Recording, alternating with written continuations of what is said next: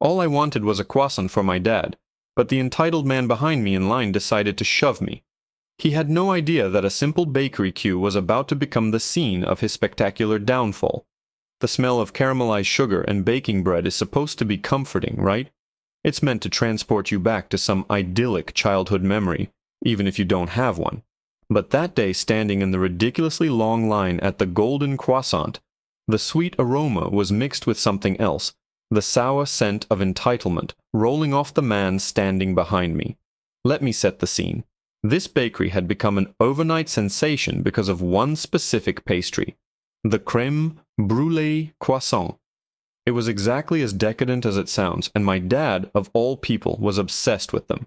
He's a man of simple pleasures, black coffee, old jazz records, and apparently a croissant with a blow-torched sugar crust. It was our little Saturday ritual. He worked insane hours all week, so I'd get up early, stand in this absurd line, and surprise him with a box of 4 when he finally got a chance to sit down. A small thing, but it was our thing. So there I was, 17 years old, minding my own business, inching forward every 5 minutes. I had my headphones in, just listening to a podcast, trying to make the time go faster. The line snaked out the door and down the block. It was a mix of everyone, tourists, hipsters, families, and then there was him. I hadn't paid him any attention at first, but you can't ignore a force of nature for long. He was one of those guys who looked like he'd been angry since he was born. Middle-aged, with a face permanently flushed from what I assumed was high blood pressure and low patience. He wore a crisp pink polo shirt that was stretched a little too tight over his gut, and he kept sighing. Loud, performative sighs meant for everyone to hear. "Unbelievable," he muttered, just loud enough for me to catch over my podcast. "All this for a stupid pastry."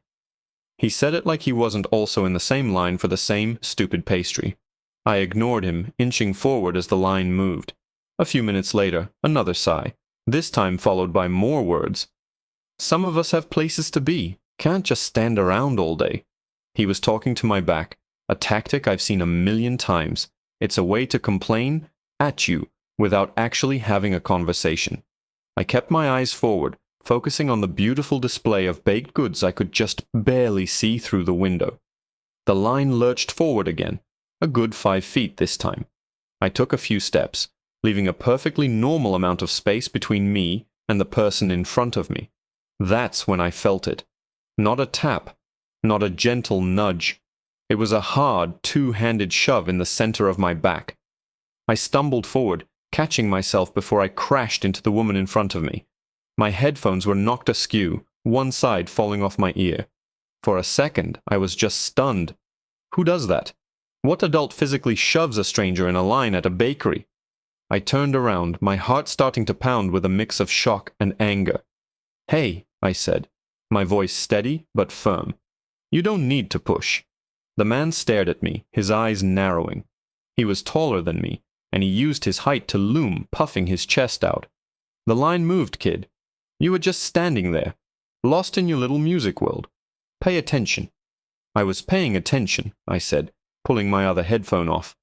"You still don't put your hands on people?" A sneer spread across his face. It was the kind of look that said he'd already sized me up and decided I wasn't worth his respect. "Oh, really? Is that a threat? You threatening me, boy?" The word boy hung in the air between us. He said it with a certain venom, a deliberate emphasis that was impossible to miss. A few people around us started to notice, their eyes darting between us before quickly looking away, suddenly fascinated by their own shoes.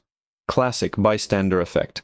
"It's not a threat," I said, keeping my voice as level as I could. "My dad always taught me, never lose your cool. The person who loses their cool loses the argument. I'm just telling you to keep your hands to yourself. It's not that complicated." He took a step closer, invading my personal space. The sour smell of his entitlement was stronger now, mixed with stale coffee. "Listen to me, you little punk. I don't know who you think you are, but you need to learn some respect for your elders. People like you think you can just do whatever you want." "People like me?" I asked, raising an eyebrow. "You mean people who don't like being assaulted in a bakery line?" He scoffed, a wet, ugly sound. "Don't be so dramatic. It was a little push. You'll survive." Now turn around before you cause a real problem. He was trying to dismiss me, to make me feel small and insignificant. But I wasn't going to let it go. My dad didn't raise a doormat. I just stood there, holding my ground, looking him right in the eye. This seemed to infuriate him even more. His face got redder, a vein pulsing in his temple. "What's the matter with you?" he hissed, his voice dropping to a low growl. "Are you stupid? Turn around. Now."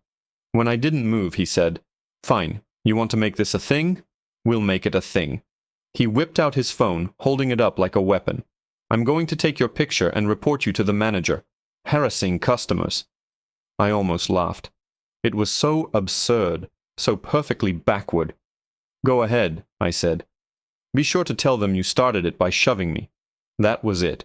That was the final straw for him, his face contorted with rage. "That's it! I'm calling security! You're going to be sorry you ever messed with me." I saw the situation was only going to get worse. This man was completely unhinged. I wasn't scared, but I was smart. I pulled out my own phone. My hands were perfectly steady. I went to my favorites list and my thumb hovered over the first name. Dad. The man saw it and let out a derisive snort. "Oh, what are you going to do? Call your daddy? Is he going to come down here and fight your battles for you?" He smirked, looking around for an audience, but everyone was still pretending not to watch. Pathetic. I looked up from my phone, right into his smug, angry eyes, and pressed the call button. "Something like that," I said, my voice dangerously calm. "He handles most of the problems in this part of the city, and he really, really hates it when people put their hands on his son." The phone rang once before he picked up. "Leo, everything okay? You're not usually calling this early." His voice was calm, professional, but I could hear the undercurrent of paternal concern. It's the voice he uses when he's on a case but trying to sound normal for me or my mom. "I'm fine, Dad. I'm at the Golden Croissant." I kept my eyes locked on the pink polo-wearing man, who was now smirking with a kind of theatrical pity, as if he was watching a toddler throw a tantrum. "Okay," my dad said slowly, waiting for the other shoe to drop. "There's a man here," I said, my voice low but clear. He got a little aggressive, shoved me pretty hard from behind. The line went silent for a beat. I could practically hear the gears shift in his head from Dad to something else entirely. "Are you hurt?" The question was sharp, stripped of all casualness. "No, I'm fine. He's just causing a scene, yelling, threatening to call security on me." "Okay," he said, his voice now clipped and efficient. "Location confirmed. Stay on the line but put the phone in your pocket. Do not engage with him further. Understand? I'm sending a unit. I'm on my way myself. ETA 5 minutes. "Got it," I said, and slid the phone into my jeans pocket without ending the call. The man in the polo shirt let out a loud, braying laugh. "Oh, this is rich. Daddy's sending a unit. What's he gonna send? The neighborhood watch? A strongly worded email?" He leaned in again, his breath hot and unpleasant. "You have no idea who you're messing with, kid. I'm a respected member of this community. I sit on 3 different boards. People know me. Who are you? You're nobody." I just looked at him. I didn't say a word. I just held his gaze. My silence seemed to infuriate him more than any argument could. He wanted a reaction. He wanted me to yell, to cry, to give him something to feed his rage. I gave him nothing. The line had completely stalled now. The people behind us were murmuring, and the poor teenage cashier at the front was staring wide-eyed, clearly having no idea what to do. The manager, a flustered-looking woman with flour on her apron, came bustling out from the back. "Is there a problem here?" she asked, her eyes darting between me and my new best friend. "Yes, there is," the man boomed, turning his full attention to her. He was in his element now, an authority figure to appeal to. "This young man," he said, jabbing a thick finger in my direction, was holding up the line, and when I asked him to move, he became aggressive and threatened me. I feel very unsafe. It was so perfectly, beautifully dishonest that I almost had to admire the sheer audacity of it. The manager looked at me, her expression a mix of fear and confusion. Before I could even open my mouth to defend myself, the quiet ding of the bell above the door was overshadowed by the unmistakable chirp of a police radio outside. Through the large glass window, We all saw it. A marked patrol car had pulled up to the curb. 2 officers were getting out, their movements deliberate and calm. The man in the polo shirt puffed up his chest, a triumphant grin spreading across his flushed face. He shot me a look that said, "Game over." Finally, he announced to the whole bakery, "Some real authority. Now we'll see." The officers entered, their presence immediately changing the atmosphere in the small shop. The smell of sugar and bread was suddenly replaced by the sterile scent of police uniforms and professionalism. One was a tall, stern-looking woman, the other a younger man with a watchful gaze. "We got a call about a disturbance," the woman said, her voice calm but commanding, scanning the room. My tormentor's hand shot up like an overeager student. "Right here, officer. Thank you for the quick response. I'm the one who was being harassed." The officers walked over, creating a small bubble of authority around us. They looked from the sputtering, indignant man to me. I just stood there, hands out of my pockets, waiting. "Okay, sir, what happened?" the male officer asked, addressing the polo shirt guy. He launched into his story again, a grand performance of victimhood. He painted me as a disrespectful thug who got in his face and made threats. He used all the buzzwords. He was loud, animated, and utterly convinced of his own righteousness. The officers listened patiently, their faces unreadable. When he finally wound down, the female officer turned her gaze to me. It wasn't unkind, but it was searching. "And your side of the story, son?" "He was impatient," I said simply. "He shoved me in the back. Hard. I told him not to put his hands on me, and he started yelling and escalating things." The man scoffed. "A lie. I barely touched him. This is ridiculous. Are you going to arrest him or not? I want to press charges for harassment." The officers exchanged a quick, subtle glance. The woman was about to speak again when the bell on the door chimed once more. I didn't need to look. I could feel the change in the room. A second black sedan, sleek and unmarked, had pulled up behind the cruiser. A man in a perfectly tailored dark gray suit stepped out. He wasn't in uniform, but he moved with an unmistakable air of command. He walked into the bakery, his eyes immediately finding mine, a flicker of concern crossing his face before being replaced by a steely calm. The 2 officers who had been facing us caught the movement. They turned. The instant they saw him, their entire posture shifted. Their backs went ramrod straight. The casual professionalism snapped into something sharp, deferential. "Chief," the female officer said, her voice suddenly tight with surprise and respect. "We weren't expecting you, sir." The man in the polo shirt stopped his sputtering mid-word. His mouth hung slightly open. He looked at the 2 officers saluting the man in the suit. Then he looked at the man in the suit, my father. Then his gaze snapped to me, standing there quietly.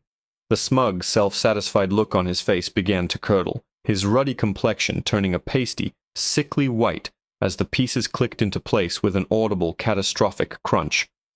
My dad didn't acknowledge the officer's salutes with more than a slight nod. His focus was entirely on me. He walked straight over, his polished shoes making no sound on the tiled floor, and placed a hand on my shoulder. "You okay, Leo?" he asked, his voice low and for my ears only. I nodded. "Yeah, Dad, I'm fine. Just this." He gave my shoulder a gentle squeeze, then turned his attention to the scene. His eyes, the same ones I have, which can be warm and full of laughter, were now like chips of granite. They swept over the 2 officers, then landed on the man in the pink polo shirt. It wasn't a glare. It was something far more unnerving. It was an appraisal, a silent and complete assessment that seemed to strip the man down to his bones. The man in the polo shirt, let's call him Mr. Boards, looked like he had swallowed a wasp. The confident, booming voice he'd been using just moments before was gone. He opened and closed his mouth a few times, making little fish-like movements. All the air had been sucked out of his self-importance, leaving behind a shrunken, terrified husk. "Sir," the female officer started, turning back to my dad. "We were just getting a statement from this gentleman." She trailed off, gesturing vaguely at Mr. Boards. "I heard the call," my dad said, his voice flat and even.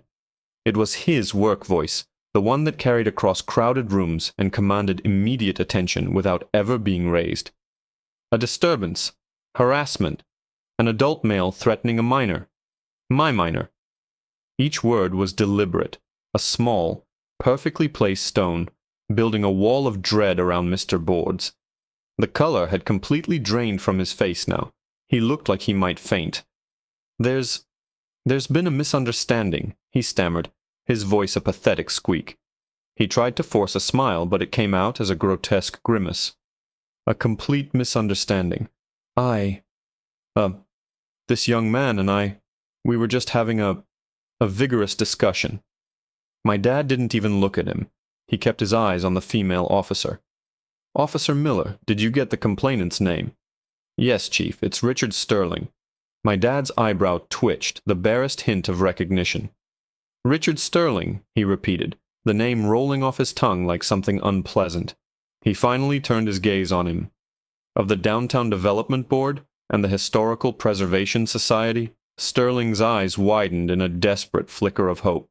Yes, that's me. I know the mayor, Chief. We play golf together. This is all just a silly mix-up." He was practically pleading, trying to grasp onto any shred of his former status. "A mix-up," my dad repeated, his voice dangerously soft. "My son called me because a strange man had put his hands on him and was verbally berating him in a public place. That doesn't sound like a mix-up, Mr. Sterling. That sounds like assault." And the word assault hung in the air, heavy and solid. The manager of the bakery, who had been hovering near the counter, let out a small gasp. Sterling flinched as if he'd been physically struck. No, he sputtered, shaking his head frantically. "It wasn't assault. I tapped him on the back, to get his attention. He's exaggerating." He turned to me, his eyes wide with a desperate, frantic appeal. "Tell him, kid. Tell your dad it was nothing." I just looked at him, then at my dad. I didn't have to say a thing. My dad knew me. He knew I wouldn't call him over a simple tap. "So you admit to making physical contact with him," my dad stated, not as a question, but as a confirmation. He turned to the other people in the line, the ones who had been so interested in their shoes just 10 minutes ago. Now they were all rapt, watching the drama unfold. Did anyone else here see what happened? An older woman, who had been standing right behind Sterling, cleared her throat nervously. I did," she said, her voice trembling slightly. He shoved the boy. Quite hard. The young man stumbled. A college-aged kid a few feet away chimed in, holding up his phone. "Dude, I got it on video, the whole thing. He was being a total jerk." Sterling's face crumpled. It was a complete and total implosion of a man's ego. He looked from the woman to the kid with the phone, to the two stony-faced officers, and finally to my father, the chief of police, whose son he had just assaulted over a croissant. The reality of his situation was finally crashing down on him with the force of a tidal wave. "All right," my dad said, his voice returning to a brisk professional clip. He turned to the officers. "Miller, you and Jones take Mr. Sterling's full statement, and the statements of the witnesses. Get the kid's video footage. I want a full report on my desk by noon." "Sir," Sterling whispered, his voice hoarse, "please. It was a mistake. A moment of poor judgment. I'm under a lot of stress." My dad just gave him a cold, dismissive look. "You can put that in your statement." He then turned his back on him completely, a gesture more insulting than any curse word. He put his arm around my shoulders and steered me towards the front of the line. The crowd parted for us like the Red Sea. He leaned down and spoke quietly to the terrified teenage cashier. "4 crème brûlée croissants, please, to go." He pulled out his wallet, but the manager rushed over, wringing her hands. No, Chief, it's on the house. Please, for the trouble." My dad held up a hand, stopping her. "No, I always pay. My son was a customer here, and he was treated poorly by another customer. It's not your fault." He handed the cashier a 50. "Keep the change." We got the box of pastries, the warm, sweet smell now seeming a little less comforting. As we walked towards the door, I glanced back. I saw Officer Miller speaking to Sterling, who was leaning against the wall, looking utterly defeated. He looked up, and our eyes met for a second. There was no anger left in them, only a deep, profound, and all-consuming terror. He had messed with the wrong kid, and he was just now beginning to understand the full scope of his mistake. I thought that was the end of it, that he'd give his statement, be embarrassed, and we'd all go home. But as we stepped out into the bright morning sunlight, My dad's phone buzzed. He looked at it, his expression hardening. "It's dispatch," he said grimly. "They just ran Sterling's plates." He paused, looking down the street as if contemplating something. "It seems Mr. Sterling has an outstanding warrant." An outstanding warrant. The words hung in the air, heavier than the morning humidity. This whole ridiculous, infuriating encounter had just taken a sharp left turn into something far more serious. My dad's grip on my shoulder tightened for a fraction of a second, a subconscious reaction. "A warrant for what?" I asked, my voice barely a whisper. "Failure to appear," he said, still looking at his phone. "On a DUI charge from 6 months ago. A pretty serious one, from the notes. He hit a parked car and fled the scene. They identified him later, but he's been dodging the court date ever since." Suddenly, Mr. Sterling's behavior in the bakery made a different kind of sense. It wasn't just the entitled rage of a man who thought the world owed him a shortcut. It was the frantic, panicked aggression of a man with something to hide, a man who couldn't afford any kind of police attention. And in his desperate attempt to bully a teenager into submission, he had summoned the one person in the entire city he should have been avoiding at all costs. The irony was so thick you could cut it with a croissant knife. Through the glass we watched as Officer Miller spoke into her radio, presumably confirming the warrant. Officer Jones stepped closer to Sterling, his stance shifting from that of an interviewer to an arresting officer. Sterling saw it too. His face, which had been a mask of pathetic terror, was now consumed by raw panic. He started babbling, his voice rising in pitch. "No, wait, you don't understand. That was a clerical error. My lawyer was supposed to handle that. You can't arrest me. I know the mayor. I'll have your jobs." It was a pathetic last stand, the final, desperate roars of a paper tiger. Officer Jones simply said, "Sir, put your hands behind your back." Sterling did the absolute dumbest thing he could have done. He bolted. It was more of a clumsy, panicked shuffle than a sprint. He shoved past Officer Jones and made a dash for the door. But he wasn't a young man, and his pink polo was stretched tight over a body that hadn't seen a gym in decades. He only made it 3 steps before Officer Jones, with the kind of speed and efficiency that comes from endless training, had him tackled and pinned against the pastry display. Macarons and eclairs went scattering across the floor. My dad just sighed, a deep, weary sound. "Idiot," he muttered under his breath. He opened the door and stepped back inside, just as the officers were cuffing a now sobbing Richard Sterling amidst the wreckage of a raspberry tart. "Chief, apologies for the mess," Miller said, not taking her eyes off Sterling. "Not your fault, Miller," my dad replied. "Book him. Assault on a minor, resisting arrest, and the outstanding warrant. Make sure the DA's office knows I have a personal interest in this one. I want to make sure he doesn't just get another lawyer to make it disappear." "Yes, sir," both officers said in unison. They hauled Sterling to his feet. His face was smeared with what looked like lemon curd, and his crisp polo shirt now had a streak of chocolate ganache down the front. He looked utterly broken, a monument to his own arrogance, now shattered on the floor of a bakery. As they led him past us, his eyes met mine one last time. There was no terror now, no anger, just a hollow, empty void. He had gambled everything on the assumption that I was nobody, and he had lost in the most spectacular way possible. We walked out to my dad's car, the box of croissants feeling strangely heavy in my hands. We sat in silence for a moment, the only sound the quiet hum of the engine. "Well," my dad said finally, breaking the silence, "that's one way to get a pastry." I let out a shaky laugh. "I guess. Are you going to be in trouble? For, coming down here yourself?" He shook his head, putting the car in drive. "No. Responding to a call involving a family member can be a gray area, but given the circumstances, an off-duty officer witnessing an assault, a suspect with an active warrant resisting arrest, it'll be fine. Besides," he added, a small smile playing on his lips, "sometimes it's good for the rank and file to see the chief is still a father first." We drove home, and the smell of the croissants filled the car. It was supposed to be a simple, sweet gesture, a Saturday ritual. Instead, it had spiraled into a chaotic mess of entitlement, anger, and finally, justice. When we got home, my dad was quiet. He poured 2 cups of coffee, and I opened the box. 3 of the 4 croissants were perfect, their burnished sugar tops glistening. The 4th one was slightly crushed on one side, a casualty of the chaos. We sat at the kitchen table, just like we always did. My dad took a bite of a perfect croissant, closing his eyes for a moment in satisfaction. "Still the best in the city," he mumbled. I picked up the slightly damaged one. It didn't look as pretty as the others, but I knew it would taste just as sweet. As I took a bite, I thought about Richard Sterling. I didn't feel happy or triumphant about what had happened to him. I just felt a strange sense of clarity. He thought the world revolved around him, that rules were for other people, that he could push and shove his way through life because of who he knew. But that morning, in a crowded bakery, he shoved the one person he couldn't bully, and the world he had built for himself came crashing down around him, all because he couldn't wait his turn in line.